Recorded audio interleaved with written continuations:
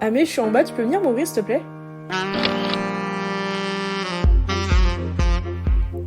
Bonsoir et bienvenue dans La Porte qui claque, l'endroit où tout le monde est le bienvenu.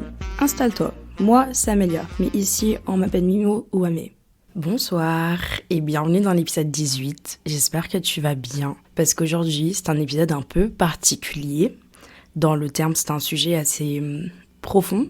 On va parler du coup de, comme dit le titre, je vais mettre des mots sur mes mots, on va parler de santé mentale. J'ai pas voulu mettre le terme de santé mentale dans le titre pour la simple raison que je n'ai jamais été diagnostiquée dépressive ou avoir des troubles de l'anxiété. Cet épisode est en aucun cas un autodiagnostic et c'est pour ça que je ne vais pas employer ces mots à aucun moment dans l'épisode et c'est pour ça que j'ai pas mis santé mentale dans le titre parce que c'est des mots qu'il faut pas du tout utiliser à tort et à travers. Parce qu'il y a des personnes qui en souffrent réellement et qui sont réellement diagnostiquées, mais j'ai eu des gros sentiments ces dernières années qui, pour moi, étaient inexprimables. J'arrivais pas à poser des mots dessus, je me sentais seule, honnêtement, j'ai l'impression d'être une grosse merde.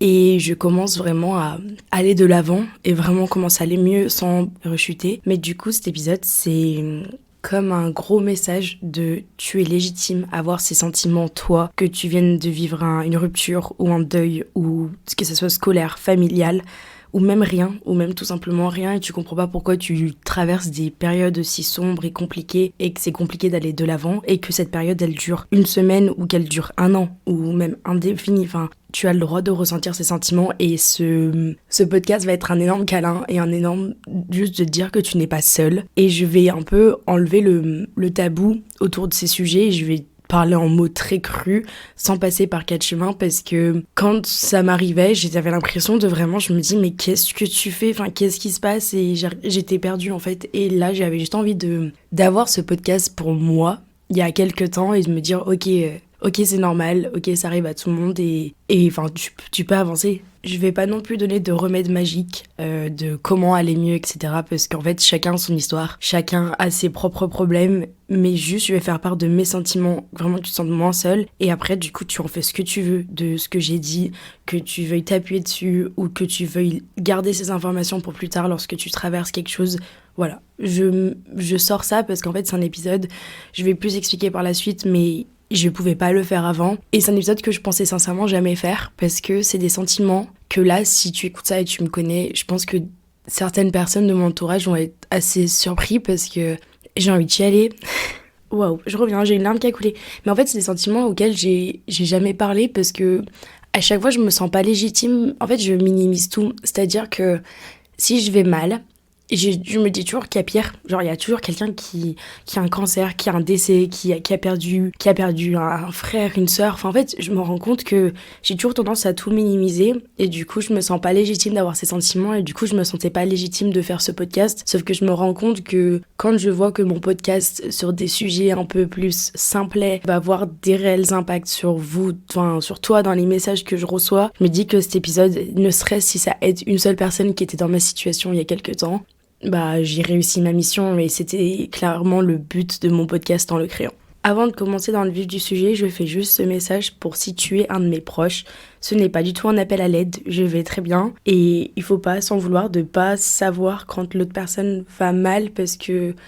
Bref, en fait, c'est juste que c'est pas du tout un appel à l'aide et je vais très bien. Et voilà, c'était ma petite parenthèse si jamais tu me connais et que je t'ai pas fait part de ces sentiments. Bon, je vais rentrer dans le vif du sujet. Comme dans tous les épisodes, j'ai classé mes idées et là, je vais vraiment classer de manière assez logique. La première partie, ça va être la descente un peu aux enfers. Comment est-ce que la chute, elle se passe et quels sont les petits éléments qui s'accumulent. Ensuite, pour moi, je vais parler des conséquences que je traîne sur le long terme suite à ces périodes où j'allais vraiment pas bien. Et ensuite, la troisième, c'est un peu comment est-ce que j'ai pu me rattacher au peu d'espoir que j'avais et comment j'ai pu remonter de ces périodes-là parce que là, je peux le dire, je suis heureuse. Et ça faisait longtemps que j'avais pas réellement ressenti un bonheur pur et sans vraiment me forcer à apprécier, etc. Pour donner un peu de contexte, je pense que j'ai eu plusieurs grosses descentes au cours de ma vie. Je pense que j'avais jamais connu vraiment de la grosse tristesse ou vraiment des périodes hyper compliquées. Je pense que la première fois que j'ai connu ça, je devais être un peu en 5e lorsque c'était un peu l'enfer du collège quoi. Mais là je vais plus appliquer ce que j'ai vécu récemment. Pour donner un tout petit peu de contexte, on m'a diagnostiqué une maladie idiopathique qui a causé la paralysie de mon moitié de mon visage. Je vivais toute seule à l'étranger et ça a entraîné des mois de traitement et c'était très clairement atroce. En fait, du coup, ma santé physique avait causé la chute de ma santé mentale par la suite. Mais il faut noter que je suis quelqu'un de hyper positive. Je suis quelqu'un qui est très heureuse. Sur mes bulletins, j'avais souvent les profs qui marquaient que j'avais souvent un sourire et que c'était très agréable. Et j'adore cette image que les gens ont de moi, de quelqu'un d'hyper positif, d'hyper...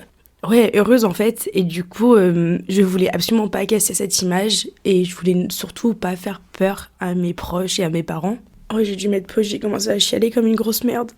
Sauf qu'en fait, c'est que ça peut durer qu'un temps. C'est que tu peux pas faire une facette super longtemps parce que c'est une bombe à retardement et tôt ou tard, elle va exploser, que tu le veuilles ou non. Et pour mon cas, ça a été le cas plusieurs fois. Là, c'était du coup la fois la plus récente où un peu j'ai brûlé du noir, j'étais au fond.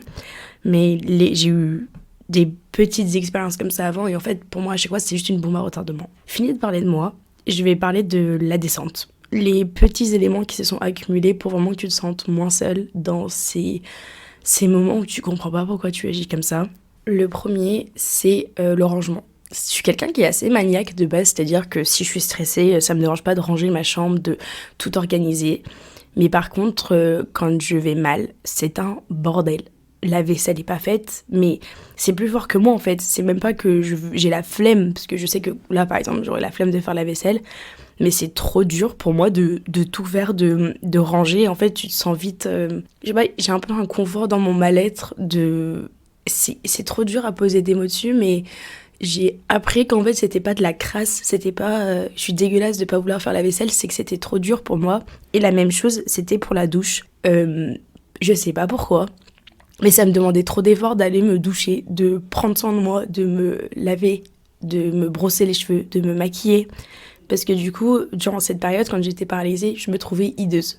En fait, je savais que c'était pas 3 coups de mascara, me brosser les cheveux, aller prendre une douche qui allait faire que ça aille mieux. Parce qu'en fait, quand j'ai commencé un peu à le faire, ça a un peu prouvé ce que je pensais. Parce que les gens, parce que vu que c'était bien sûr carrément faux sur les réseaux sociaux, dans mes stories privées ou j'en sais rien, tu sais, j'étais en mode ouais, ça va mieux. Et les gens me disaient, oh, ça va mieux. Même mes parents me disaient, oh, c'est bien, tu t'es maquillée, t'as pris du temps et tout. Et en fait, pour moi, c'était pire parce que les gens voyaient de l'extérieur, mais pouvaient pas voir à l'intérieur à quel point c'était vide. Vraiment, c'était vide. Je viens de faire une pause parce que je me suis trop laissée emporter émotionnellement. Et le but, c'est pas d'attiser de la pitié, c'est vraiment de, comme je dis, pour que tu t'identifies. Bref, le point qui vraiment que je traîne sur le long terme et qui vraiment c'était le plus chiant et qui est encore le plus chiant à l'heure actuelle, c'est le sommeil. C'est en fait, je dormais pas la nuit, j'ai enchaîné les nuits blanches alors que mon corps était plus que fatigué. Et en fait, du coup, j'avais un rythme de sommeil mais atrocement décalé. Je dormais la journée, j'arrivais pas à trouver le sommeil. Mais en fait, avec du recul, je comprends pourquoi. C'est qu'en fait, je trouvais confort dans la nuit. Parce qu'en fait, vu que la journée, j'étais incapable d'avoir un rythme de vie normal d'une personne la journée, c'est que la nuit, personne n'attend rien de toi. Personne te regarde, personne... T'es pas obligé de me mettre une facette la nuit parce qu'il y a personne. La vie s'arrête. Et du coup, vu que la vie s'arrête, moi aussi, ma vie était arrêtée la journée. Et du coup, la nuit, personne n'attendait rien de moi. Et en fait, je sais pas, je trouvais un certain confort là-dedans. Mais du coup, ce qui a causé enchaîner les nuits blanches et le cycle de nuits blanches et des insomnies, en fait, j'ai toujours pas réussi à le régler. Ça va mieux. Mais c'est encore très compliqué de m'endormir tôt alors que je suis une Loire. Je peux dormir des heures et des heures en temps normal. Mais là, vient de l'autre point, c'est que c'est trop dormir. C'est que tu dors pour fuir. Je faisais des siestes à midi jusqu'à 17h parce que c'était les pires heures de la journée parce que tout le monde faisait plein de trucs. Et en fait, du coup, moi, j'étais soit alitée, soit j'étais chez moi ou si je sortais, crise d'angoisse automatiquement. Et du coup, je préfère rester chez moi et dormir parce que... c'est être là mais pas là, très clairement. Et je sais que ça peut être pareil, par exemple si tu vis un trauma, une rupture ou quoi, je pense que tu peux le vivre pareil parce que dormir c'est l'échappatoire qui n'est pas un échappatoire. Tu dors, t'es bien en fait, après le réveil fait mal, mais le moment où tu dors c'est tellement paisible, ton cerveau tu l'éteins le temps d'un certain moment et c'est le seul moment où mon cerveau était pas en train de psychoter constamment en fait. Un autre point, c'est que quand ta santé mentale va mal, c'est que je me suis trop concentrée sur essayer de récupérer ma santé mentale que j'ai laissé passer ma santé physique avec par exemple la malbouffe, vu que j'avais pas l'énergie de me faire à manger ou j'avais pas envie, j'avais pas faim, j'avais pas d'appétit, que du coup j'ai pris 10 kilos. Là en l'espace de un an, presque moins, puis ouais, j'ai pris 8 à 10 kilos et c'est pas du tout à mon habitude et du coup là ça va, j'essaye de pas me descendre par rapport à ça. Mais c'est un énorme conséquence et en fait du coup tu peux pas t'abattre parce que là sinon c'est un cercle vicieux. Si là je commence à critiquer mon corps, je vais faire chuter ma santé mentale, sauf qu'à la fois je viens de la récupérer donc j'ai pas envie de... En fait ta santé physique et la santé mentale, j'ai l'impression que c'est constamment une bataille entre les deux et tu peux pas gagner aux deux. Enfin, quand tu traînes des séquelles, par exemple moi du coup dû à une maladie que j'ai encore en parallèle, hormis la paralysie, je l'ai encore, c'est compliqué de savoir sur quel pied danser et quel point tu dois plus appuyer à un moment ou un autre de ta vie. Mon dernier petit point dans la descente, c'était le fait de refuser de sociabiliser ou de trop socialiser en fait. C'est que avant, lorsque j'avais traversé une période un peu compliquée avant celle-ci là de la plus récente, j'ai passé une période de trop socialiser en fait. Je pouvais pas me rester toute seule. Je ne pouvais pas. C'était plus fort que moi. Il fallait que je sois constamment en contact avec quelqu'un. Il fallait toujours que je bouge, que je fasse des trucs. Et en fait là du coup c'était l'inverse. C'était de me renfermer. En fait je refusais tout. Je voulais pas sortir, je voulais pas voir du monde, je voulais même pas appeler des gens, ou si les gens m'appelaient, j'essayais de couper la conversation courte parce que c'est ce que je vais expliquer là pour les conséquences sur le long terme, c'est les gens n'allaient pas comprendre. Et j'attendais pas des gens qui comprennent parce que quand bien même elle me disait non mais je comprends, tu comprends pas parce que la personne n'est pas dans ta situation, la personne n'a pas vécu la même rupture que toi, la personne peut-être avait pas la même relation avec la personne qui est décédée que toi, que tout simplement peut-être que tu vas mal sans pour autant arriver à poser des mots dessus et du coup la personne peut pas comprendre, même si elle veut elle peut pas, et du coup j'avais juste une tendance à pas socialiser, pas sortir parce que du coup j'étais bien dans mon propre confort et c'est à ce moment-là que je me suis rendu compte que j'étais en train de survivre au lieu de vivre avec tous ces éléments qui ont duré beaucoup trop longtemps. Et en fait, c'était de la survie. Vraiment, c'était... J'ai apprécié. Il n'y avait plus le goût de faire grand-chose. Et je tiens à préciser que j'ai jamais eu de pensée noire. Je savais que j'allais m'en sortir. Mais c'est juste une question de, ok, faut que je vive mes émotions, faut que j'accepte ce qui est en train de se passer et que j'arrive à remonter la pente. À noter que pendant toute cette période, sur les réseaux sociaux, ça se voyait peut-être que j'étais pas au top de ma forme, mais c'était faux. Enfin, c'était très clairement du gros pipeau. Au maximum, je pense, et pendant 2 semaines, j'étais morte. Et après, quand j'ai commencé à revenir, j'ai dit, ok, j'en ai marre, j'ai pas envie que ça me laisse m'abattre. Sauf qu'à la fois, c'est pas aussi simple qu'on pourrait juste le montrer à travers une story Instagram. Maintenant, je vais parler des conséquences long terme de passer une période comme ça. Pour le premier, ce que j'ai un peu mentionné avant, c'est que je voulais pas faire peur à mes proches. C'est-à-dire que j'avais une tendance à me renfermer sur moi-même et je voulais pas trop en parler, même si je sais que ma mère s'en est très très vite rendu compte. Mais au final, je m'en suis sortie seule, malgré... j'avais quand même la présence de mes amis qui étaient littéralement géniales et tout. Mais en fait, pour moi, ça cause une hyper-indépendance psychologique. Je ne sais pas si ça se dit, mais c'est comme ça que je le mets dans mes mots. C'est que j'ai réussi à me sortir de cette période de merde. Et du coup, maintenant, je ne dépends que de moi-même. J'ai du mal à envoyer un message quand je broute du noir ou quand je rechute, même le temps d'une soirée. C'est que je peux pas envoyer un message à quelqu'un parce que vu que je sais que je peux me sortir moi-même de la merde, j'ai pas besoin d'envoyer un message, j'ai pas besoin d'inquiéter quelqu'un. Et en fait, comme j'ai dit, j'ai toujours l'impression qu'il y a pire, j'ai toujours l'impression que c'est ridicule d'être mal pour X ou Y raison. C'est ridicule et tout le monde a ses merdes, mes potes ont leur merde, mes parents ont leur merde, tout le monde traîne des trucs. En anglais, il y a une expression qui dit « Everyone's fighting a battle that you can't see ». Ça veut dire que tout le monde est en guerre avec quelque chose que tu peux pas voir. Et je sais que j'étais pas la seule à gérer des choses. Et je sais que j'ai des copines qui traînent des traumas, des complications. Et du coup, je voulais pas projeter les miennes parce que j'ai toujours l'impression de faire trop, d'avoir trop des émotions trop fortes. Et je sais pas, c'est compliqué. Mais maintenant que ça va mieux, je me rends compte que vraiment, je pense j'ai des gens qui sont là, j'ai de la chance d'avoir des gens qui sont là et j'aurais dû peut-être plus demander de l'aide, même si je l'ai fait quelques fois. Je pense qu'il faut que tu demandes de l'aide plus souvent en fait, c'est que tu en demandes pas trop des fois, tu demandes juste à la mauvaise personne et il faut juste que tu trouves la bonne personne à qui en parler, la bonne personne qui a juste une écoute attentive parce qu'elle aura jamais les réponses, parce qu'elle aura jamais vécu la même chose que toi, mais juste trouver la bonne personne qui aura l'écoute attentive sur laquelle te reposer tout simplement.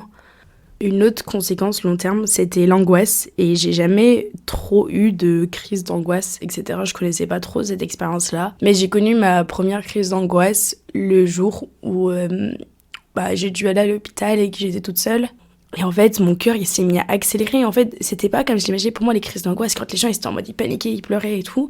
Mais en fait, au contraire, j'étais plus rigide et j'avais l'impression de me voir pas en dehors de mon corps, mais je me suis dit, wow, qu'est-ce qui se passe et tout. Et en fait, aucune pensée pouvait me calmer. Et du coup, j'ai mis mes écouteurs, j'étais sur un banc dehors, et j'ai mis mes écouteurs et j'étais en mode, ok, respire, respire, respire. Et je me rappelais d'avoir vu un TikTok qui était en mode, ouais, quand tu fais des crises d'angoisse, il faut que tu regardes qu'est-ce que tu peux sentir, qu'est-ce que tu peux voir, c'est quoi l'odorat. Et du coup, j'ai essayé de me rappeler que je suis sur Terre et de me rappeler ce qu'il y a autour de moi. Et en fait, je me faisais un câlin en moi-même en mode ça va aller. Et depuis, je dirais que j'en ai fait pas mal, que ce soit des plus petites ou des plus grosses, même l'autre jour, pour aucune raison. C'était avant-hier, je crois. J'étais dans mon lit et on s'apprêtait à repartir en ville. Et en fait, j'ai un peu commencé à paniquer alors qu'il n'y avait aucune raison. Et du coup, vraiment, j'ai mis mes écouteurs et c'est ce que je vais parler un peu plus tard, de quelle musique je mettais. Et vraiment, je me fais un câlin, je me dis, ok, ça va se passer. Et j'ai un peu développé, du coup, comme je disais, de l'hyper-indépendance, un mécanisme de protection. Et je n'ai aucune idée si c'est une crise d'angoisse. Je ne sais pas du tout ce que c'est, parce que c'est juste une petite crise de panique. Je pense que c'est ça. Ça m'a pris par surprise, parce que pour moi, les crises d'angoisse, c'était comme dans les films, tu vois, où les gens ils étaient en mode, ils paniquaient, ils bougeaient, ils étaient un peu dans tous les états. Et je pense que ça vient dans toutes les formes. Et ça se trouve, ce que je dis, c'est pas du tout une crise d'angoisse. Et j'utilise le mot à tort et à travers, alors que j'ai bien précisé que je ne voulais pas faire ça. Mais voilà, c'est juste pour que si jamais toi, ça t'arrive, ces moments où, pour aucune raison, tu ressens genre un énorme coup de stress, bah moi aussi, ça m'arrive.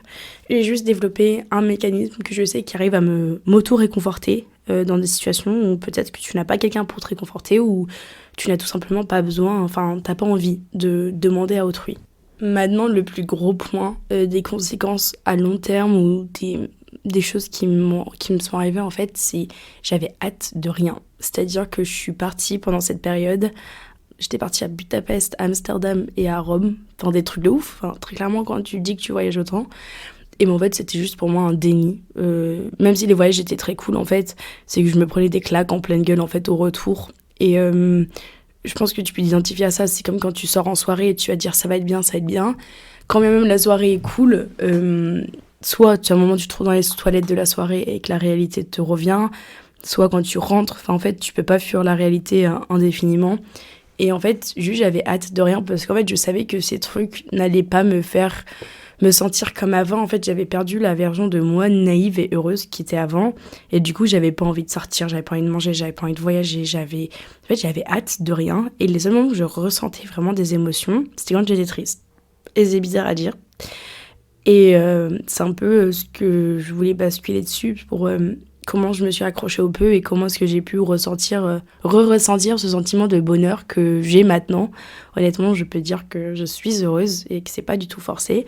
Mais j'ai envie de parler d'un mécanisme que j'ai développé et que j'avais vu en ligne également pendant cette période. Et je vais le mettre sur mon Instagram, @film_bamimo. C'est pas du tout pour t'inciter à me suivre, mais juste pour que tu puisses le visualiser. Mais il y a 4 étapes et c'est un cercle vicieux. Au début du cercle, t'as le fait de te renfermer sur toi-même. Et du coup, tu te renfermes sur toi-même parce que t'es en train d'évaluer tes émotions, tu sais pas trop ce qui se passe. Après, il y a la deuxième étape où les gens sont en train de t'inciter à t'ouvrir pour que tu expliques ce qui se passe. Et pour moi, la troisième étape aussi, c'est du coup, je dis trop. C'est que je m'ouvre et je déblaye tout ce que j'ai à l'intérieur de moi comme une bombe à retardement. Et la quatrième étape, c'est que je regrette d'avoir trop partagé parce que soit la personne n'a pas compris, soit en fait j'ai dévoilé une partie de moi qui est beaucoup trop sombre ou compliquée, que c'est pas du tout dans mon paraître et que la personne en face a pas trop su réagir parce que c'est normal. Moi je sais que si quelqu'un venait vers moi avec autant de mal-être que j'avais à cette période, mais j'aurais pas su où me foutre, j'aurais été au bout de ma vie pour cette personne, mais je sais pas comment est-ce que j'aurais pu l'aider. Et j'ai aucune idée comment quelqu'un aurait pu m'aider non plus pendant cette période. Et pour moi, c'était à moi-même de m'en sortir.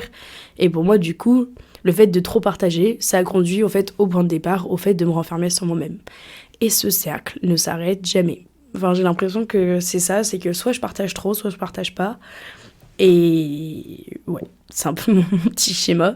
Maintenant, je vais parler de comment je vais mieux, parce qu'il y a quand même une remontée après tout ça. Et c'est ma théorie numéro 1. Et j'ai même une copine qui s'est fait tatouer cette théorie. Elle est un peu partout et c'est une trend TikTok, genre après la pluie vient le beau temps.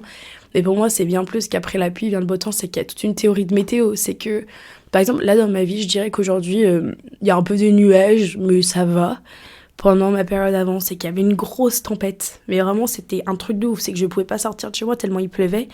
Sauf que je te promets que ça dure qu'un temps. C'est que quand il pleut pas pendant toute une journée. Enfin, ça si, il pleut pendant toute une journée. Mais en fait, la pluie, elle n'est pas indéfinie. Enfin, c'est qu'il y a toujours, il va toujours refaire beau. Mais comme il va refaire beau, il va repleuvoir. Donc il faut te préparer à ça également. Mais du coup, c'est juste à toi d'évaluer, de mettre ça en termes de météo. C'est que si aujourd'hui, il y a une météo de merde dans ta tête et c'est atroce, bah tu te débrouilles, tu trouves un mécanisme de protection qui peut faire guise de parapluie et t'avances. Ou si jamais il fait beau, bah profite du moment où il fait beau, t'as le droit d'accepter qu'il fait beau de temps en temps et tu peux re-shooter le jour après. C'est un peu les saisons quoi, enfin il y a des saisons qui vont être plus longues que d'autres, il y a des saisons qui vont être plus courtes que d'autres. Là je dirais que ça fait l'été depuis quand même longtemps dans ma tête, c'est que ça va très bien et que je commence à être vraiment épanouie, mais pendant une période, c'était vraiment l'hiver, mais l'hiver au fin fond de, je sais pas où il pleut tout le temps, en Angleterre, où il pleut tout le temps, quoi. C'était vraiment, voilà. Donc tu peux relativiser en termes de météo et pas juste pluie et soleil. C'est qu'il y a plein d'autres météos et qu'il y a plein d'autres trucs. Il y a le vent qui est chiant, mais ça va, tu peux quand même faire des choses. Enfin, voilà, c'est un peu ma petite théorie. Et j'en ai parlé tout à l'heure de quand je faisais des crises d'angoisse, mais je dis tout le temps que je suis fan de Mac Miller. Mais pour moi, j'avais jamais compris comment les gens étaient vraiment red fans d'artistes. Genre, je comprenais pas pourquoi les gens aimaient autant des chanteurs. De là, les idéaliser. Et j'ai toujours bien aimé Mac Miller, mais quand du coup j'étais au bout de ma vie, j'ai commencé un peu à écouter ses paroles et pour savoir que Mac Miller est décédé d'une overdose. Il était très clairement addict à la drogue et en fait du coup il avait des pensées tellement sombres et en fait il a mis des mots tellement beaux dessus. Et par exemple dans une petite chanson il dit "When everything gets lonely, I can be my own best friend". Et ça veut dire que quand tout t'es triste et comment je traduire lonely putain quand t'es seul en fait tu peux être ton propre meilleur ami et en fait je trouve dans ces paroles il y avait tellement de sens. Donc j'espère que t'as trouvé un artiste, ou je sais que beaucoup de personnes aiment beaucoup Nekfeu, Laylo, en fait de trouver des artistes qui résonnent vraiment avec ça et ça te permet d'avoir un peu une personne qui te connaît pas mais qui traverse la même période. Même si moi ce podcast peut te faire sentir moins seule, ce serait pour moi waouh de me dire que j'arrive à travers mon histoire de merde, de partager ça pour qu'une autre personne se dise « Ok, mais ça va, enfin, je suis pas seule. » Et le fait de se sentir pas seule, pour moi, ça fait déjà 50% du taf. Et parce que, ouais, le sentiment de se sentir seule dans cette situation, pour moi, c'est vraiment le pire. Un autre point, c'est que j'ai réussi à relativiser en termes de tous les jours est un jour nouveau. Tous les lundis, c'est tous les jours, tous les mardis, tous les midis, tu changes d'heure, c'est un nouveau départ. Et du coup, des fois, je me disais, ok, cette semaine, je me reprends en main, je rangeais tout. Même si au bout du mercredi, c'était le bordel et j'ai refait une insomnie, c'est pas grave, j'ai essayé. Et au fur et à mesure, tu vas commencer à grimper, à remonter la pente.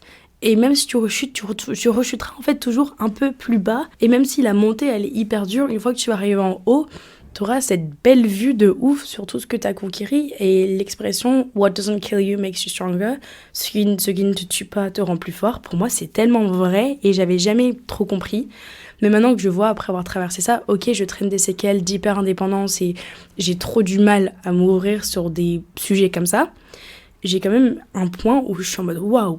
Genre, j'ai réussi à passer ça, mais maintenant, balance-moi ce que tu veux sur le dos, je peux repasser ça, en fait. Même l'idée de me dire que j'étais heureuse avant, pourquoi je ne serais pas heureuse après, c'est que je connais le sentiment de bonheur et il est tellement incroyable que je sais que je pourrais le revoir. Et tu peux le revoir également, en fait. C'est pas, ta situation, elle est pas indéfinie et tu peux toujours remonter la pente. Et je crois énormément au destin. Par exemple, lorsque j'étais à Budapest, comme je t'ai dit, là où je suis partie en voyage, j'ai explosé en larmes dans les chiottes avec mes copines et vraiment j'étais au bout de ma vie. Et c'est à ce moment-là où elles m'ont dit Amélia, genre arrête l'Allemagne, rentre chez toi, fais quelque chose d'autre. Et on était en pleine soirée et on a dit vas-y, on va manger quelque chose, on laisse les autres. Et on allait manger dans un truc. Et c'était un restaurant de gyros, un truc grec. Sans même le savoir, ma réponse était devant mon pif parce que là je suis en Grèce et genre quelques mois après j'avais postulé pour une mission, je me retrouve en Grèce à manger des gyros matin, midi, soir. Et je sais pas, c'est des petits signes de l'univers comme ça qu'il faut pas prendre à la légère pour moi. Et je pense que Si j'avais vu ce signe-là, peut-être que je me serais plus raccrochée au fait que tout se passe pour une raison. Et le dernier point, le plus important de tous, c'est tu peux aller voir une psy. Tu as le droit. Lorsque j'y allais mal, ma mère a incité, pris des rendez-vous, etc., etc. J'ai jamais eu le courage de vraiment répondre à un appel ou de faire tout. Parce que, encore une fois, je me sentais pas légitime à le faire, je sais pas pourquoi. J'étais en mode, c'est n'importe quoi, enfin, pourquoi moi, etc. Mais je pense que j'aurais dû, avec du recul, et je pense que littéralement chaque personne sur Terre devrait avoir un rendez-vous avec une psy. Vraiment, je pense que ce serait vraiment utile, mais t'as le droit. C'est vraiment méga important. Et en description, je vais mettre des numéros de SOS, de l'aide. Si jamais tu vas mal, c'est que tu n'es pas seule. Et c'est peut-être ma voix qui peut te faire ouvrir les yeux ou la voix d'un chanteur, ou etc. Mais je vais mettre des numéros en description du podcast où tu peux appeler pour parler parce que tu n'es pas seule.